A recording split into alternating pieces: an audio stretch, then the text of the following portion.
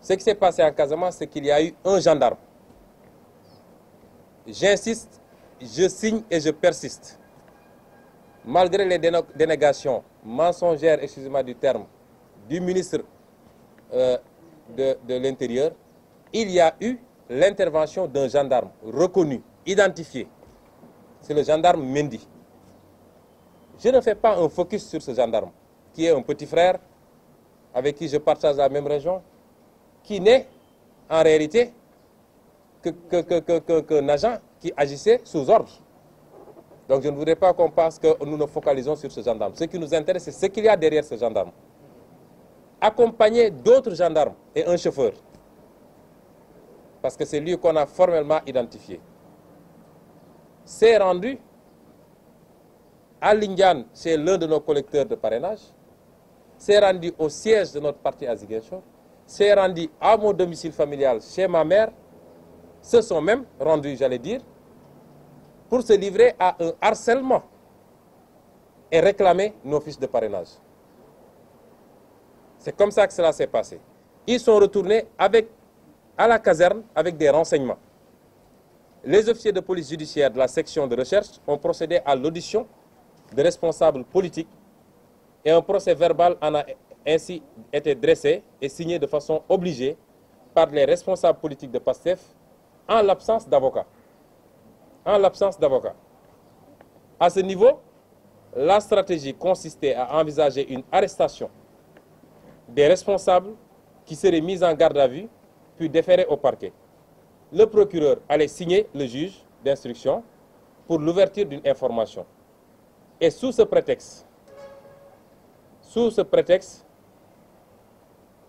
quel que soit le prétexte qui allait sortir, moi-même, Ousmane Sonko, j'allais être interpellé comme étant le commanditaire de ce qui aurait été reproché à ces militants. Donc c'est une solution anticipatrice de la stratégie machiavélique qui est mise en place. Et chaque jour avec une nouvelle stratégie. Chaque jour, nous sommes informés d'une nouvelle stratégie. Et c'est au plus haut sommet de l'État que ça se passe, que ça se tricote. Mais pour le moment, en tout cas, ils n'ont pas encore obtenu gain de cause parce que Dieu est plus fort. Donc, nous avons constitué un avocat à la personne de Maître Djibi Diagne pour endiguer cette stratégie. L'avocat s'est rendu à la section de recherche de Nema à Ziguinchor, accompagné d'un huissier pour constater tous les manquements à la procédure. Entre la gendarmerie de Nema et la gendarmerie mixte de Boudodi, les agents trouvés sur place se sont renvoyés l'information poursuivie par le conseil. Au final, il a été indiqué par ces gendarmes que seul le colonel de la compagnie est habilité à communiquer avec l'avocat sur cette affaire. De tout ça, il a été dressé procès verbal et la suite judiciaire va venir.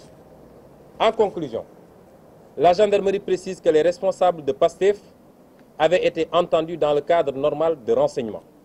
En réalité, c'est la rapidité de la réaction de PASTEF qui a grippé la machine et dérouté les comploteurs. Parce que j'étais ici dans ce siège quand j'ai été appelé à 12h30 pour m'annoncer que la gendarmerie a fait irruption dans notre domicile familial. Immédiatement, j'ai demandé à ce qu'une conférence de presse soit convoquée l'après-midi. Et c'est ça qui a enrayé la machine. Sinon, le complot aurait été déroulé. Et quand nous avons fait cette sortie, le lendemain, l'administrateur général du parti, Birame Souleye Diop, a été cueilli manu militari dans son lieu de travail, dans son bureau aux impôts et domaines, pour être conduit à la gendarmerie de Tchonk et retenu pendant plus de 4 heures de temps pour extirper, pour lui extorquer des aveux ou alors des excuses, ce qu'il a formellement refusé. C'est ça qui s'est passé. Pourquoi seulement PASTEF? Certains se poseraient la question. Puisque les gendarmes, quand ils sont présentés, ont dit que c'est une mission ordinaire qu'ils feront avec tous les partis. Mais jusqu'à présent, il n'y a que PASTEF qui a été visité.